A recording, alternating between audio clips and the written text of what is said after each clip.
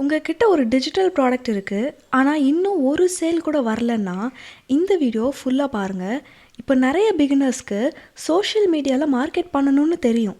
But எப்படி ஸ்மூத்தாக approach பண்ணணும்னு தெரியாததுனால, ஒருவேளை இதெல்லாம் நமக்கு டைம் வேஸ்ட் ஆயிருமோ, இல்லை தேவையில்லாமல் நம்ம எனர்ஜி வேஸ்ட் பண்ணிகிட்ருக்கோமோ, இல்லை இதெல்லாம் எனக்கு ஒர்க் ஆகுமா ஆகாதான்னு தெரியலையேன்னு ஒரு கன்ஃபியூஷனில் இருப்பாங்க.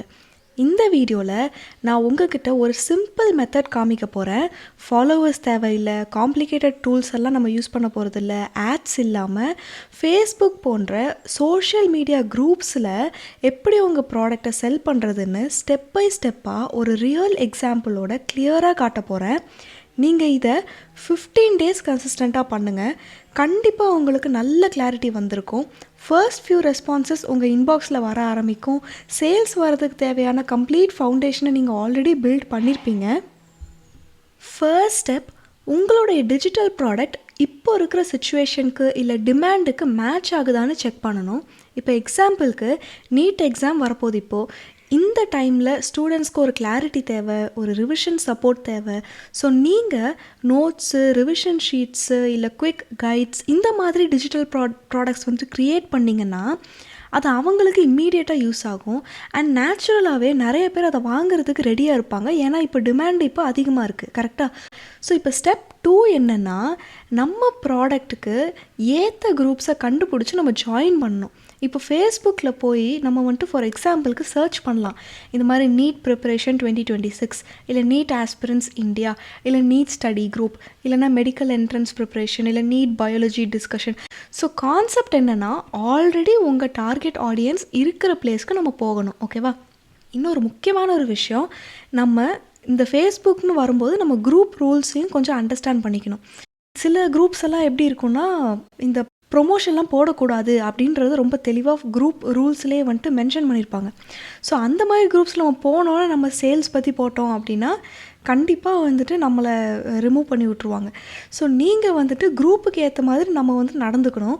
சில குரூப்ஸில் டேரெக்டாகவே எல்லோரும் எக்ஸ்சேஞ்ச் பண்ணிப்பாங்க, நோட்ஸ் பண்ணி சேஞ்ச் பண்ணிப்பாங்க. ஸோ அந்த மாதிரி குரூப்ஸில் நம்ம ஃபஸ்ட்டு ஜாயின் பண்ணணும். பட் முடிஞ்ச அளவுக்கு நீங்கள் இந்த மாதிரி க்ளோஸ் நெட்டடான குரூப்ஸ்லேயும் ஜாயின் பண்ணுறதுக்கு ட்ரை பண்ணுங்கள். அங்கே இருக்கிற ஸ்டூடெண்ட்ஸோடையும் நம்ம ஒரு நல்ல ரிலேஷன்ஷிப் பில்ட் பண்ணிவிட்டு கான்வர்சேஷனை outside of the group நம்ம கொண்டு வந்துட்டு நம்ம பர்சனல் சேட்டில் நம்ம கொஞ்சம் ஃப்ரீயாக அந்த சேல்ஸ் பற்றியில் நம்ம கொஞ்சம் பேச ஆரம்பிக்கலாம். ஓகேவா? ஸோ இப்போ நீங்கள் யோசிக்கலாம், சரி இப்போ நம்ம குரூப் ஜாயின் பண்ண உடனே இந்த மாதிரி டேரெக்டாக பிச் பண்ணிடலாமா அப்படிங்கிற மாதிரி. இந்த மாதிரி hi guys, I'm selling NEET notes, DM me அந்த மாதிரி நம்ம போட்டோம்னா கண்டிப்பாக வந்துட்டு ஒர்க் ஆகாது. மோஸ்ட்லி ஒர்க் ஆகாது. ஓகேங்களா? ஏன்னா ஸ்ட்ரேஞ்சர்ஸ் கிட்ட ஃபஸ்ட்டு மெசேஜ்லேயே செல் பண்ண ட்ரை பண்ணோம்னா அது ஸ்பேம் மாதிரி தெரியும். ஸோ நம்ம என்ன பண்ணணும்னா, ஃபர்ஸ்ட் 3 to 5 டேஸ்க்கு ஜஸ்ட் அப்சர்வ் மட்டும் பண்ணுங்கள். அவங்க என்ன மாதிரி கொஷின்ஸ் கேட்குறாங்க, அதுக்கப்புறம் அவங்க எந்த சப்ஜெக்ட்ஸ்லாம் மெயினாக ஸ்ட்ரகிள் ஆகுறாங்க, எந்த மாதிரி நோட்ஸ் எல்லாம் அவங்க யூஸ் பண்ணுறாங்க, அவங்களுக்கு ஷார்ட் நோட்ஸ் மாதிரி பிடிக்குதா இல்லை டீட்டெயில்டு நோட்ஸ் மாதிரி பிடிக்குமா. இப்போ எக்ஸாம்பிளுக்கு குரூப்பில் யாராவது ஒருத்தங்க போஸ்ட் பண்ணியிருக்கலாம், can someone explain this biology diagram அப்படிங்கிற மாதிரி, இல்லை ஆர்கானிக் கெமிஸ்ட்ரியில் இந்த செக்ஷன் எப்படி ரிமெம்பர் பண்ணுறது அந்த மாதிரி. ஸோ இப்போ உங்களோட ஜாப் என்னென்னா, நல்ல ஒரு ஹெல்ப்ஃபுல்லான ஒரு ஃபெல்லோ ஸ்டூடெண்ட் மாதிரி நீங்கள் என்ட்ரு ஆகணும். ஓகேவா?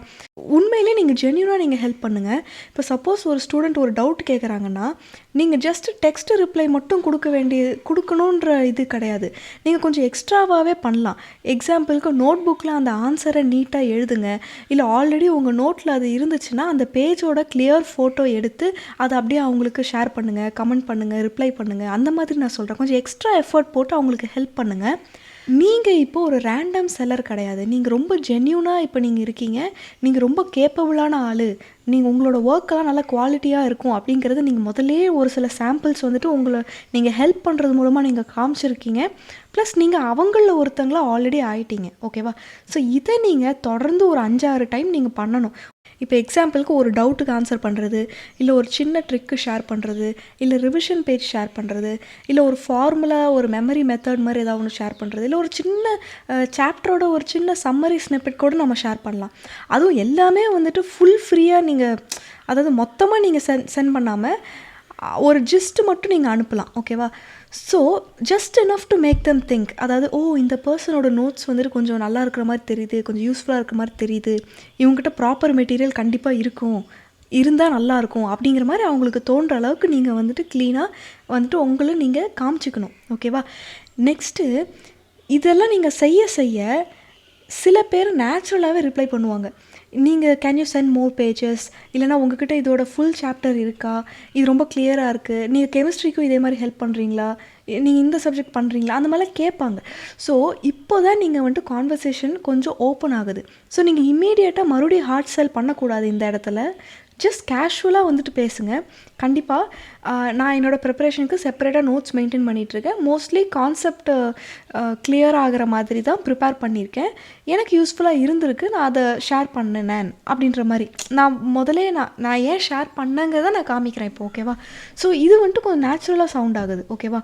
ஸோ ஒன்ஸ் இந்த மாதிரி நிறைய ரிப்ளைஸ் உங்களுக்கு வர வர ஒன்ஸ் நீங்கள் நல்ல ட்ரஸ்ட்டு நீங்கள் பில்ட் பண்ணதுக்கப்புறமா நீங்கள் இப்படி சொல்லலாம். ஆக்சுவலாக நான் என்னோடய ஓன் ப்ரிப்ரேஷனுக்கு ஃபுல்லாக ப்ராப்பர் நோட்ஸ் ப்ரிப்பேர் பண்ணியிருக்கேன்.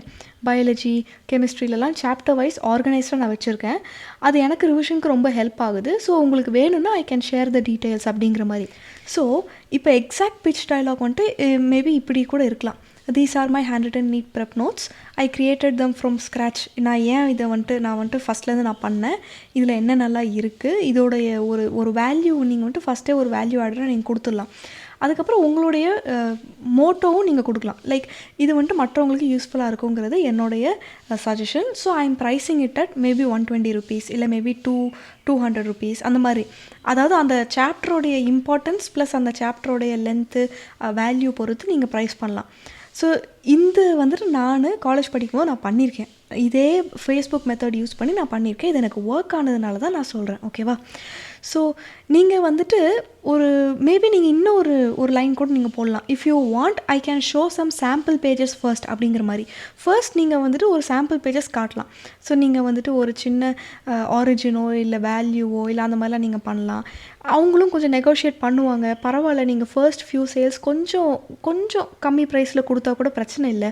இந்த மெத்தட் ஏன் ஒர்க் ஆகுதுன்னா, நீங்கள் வந்துட்டு ஒருத்தங்களை கன்வின்ஸ் பண்ணி ஒரு கோல்டு ஸ்ட்ரேஞ்சர்ஸுன்றது பிஸ்னஸ் டேர்ம்ஸில் எப்படின்னா, உங்களுக்கு அவங்க யாருன்னே தெரியாது, அவங்களுக்கும் நீங்கள் யாருன்னே தெரியாது. ஸோ அந்த மாதிரி கோல்டு ஸ்ட்ரேஞ்சர்ஸை நீங்கள் கன்வின்ஸ் பண்ணி நீங்கள் ஒரு ஹைப்பு கொடுத்து அப்படிலாம் உங்களால் பண்ண முடியாது. நீங்கள் வந்துட்டு கொஞ்சம் கொஞ்சமாக நீங்கள் ப்ரூஃப் காமிக்கணும். நீங்கள் உங்களுடைய ஜென்யூன் ஹெல்ப்ஃபுல்னஸோட நேச்சர் நீங்கள் காமிக்கணும். உண்மையிலே உங்களுடைய ப்ராடக்ட் வந்துட்டு அவங்களுக்கு ரெலவெண்ட்டாக இருக்குங்கிறத நீங்கள் அவங்களுக்கு புரிய வைக்கணும். நீங்கள் ட்ரஸ்ட்டு பில்டு பண்ணணும். இந்த மாதிரி நிறைய விஷயங்கள் இருக்குது. ஸோ ஃபர்ஸ்ட் நீங்கள் வேல்யூ கொடுக்குறீங்க. அதுக்கப்புறம் அவங்களே வந்துட்டு ரொம்ப like more open towards you அந்த மாதிரி வருவாங்க. ஓகேவா? ஸோ இதுதான் வந்துட்டு ரொம்ப ரொம்ப ரியலிஸ்டிக்கான ஒரு விஷயம்.